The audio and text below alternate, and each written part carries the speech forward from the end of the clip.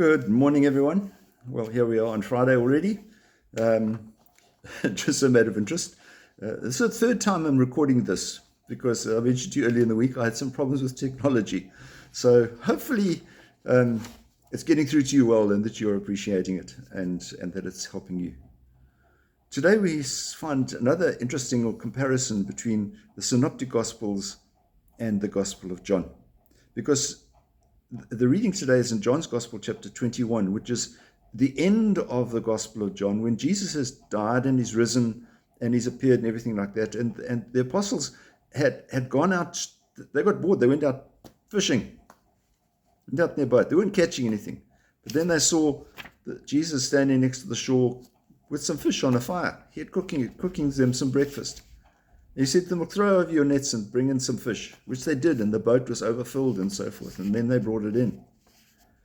But that's an interesting story, because the other time when we encounter lots of fish, stronger than at least almost breaking the nets, was in the Synoptic Gospels, but they bring us the story at the time that Jesus was calling the disciples. Remember, Peter, Andrew, James and John were out fishing, and they weren't catching anything. And then they brought the fish in.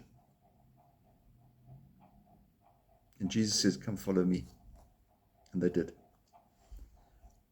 Does it mean that the story is wrong? They're conflicting and so forth? No, because the fish are not that important. What is important is the message. We've got to understand that word message is from W-O-R-D, the word of God. Not the words or men which bring us the story. But the message is what we get from the Bible. So the Bible is the word, the message of God. What is the message of the passage we've got today? It's a divine message. It's a message from Jesus saying, I will provide for you. That is what I have for you. I'll provide what you need.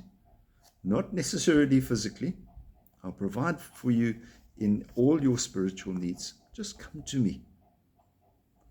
We must understand that Jesus said, blessed are those who have not seen and yet believe. And we might be skeptical and say, well, I haven't seen any miracles, so how can I believe? Prove it to me. Isn't it the lovely one? Prove me that God exists. Prove it. So, okay. Blessed are those who have not seen and yet believe. We always have the risen Lord at the center of our community and at the center of our souls. We receive his mercy,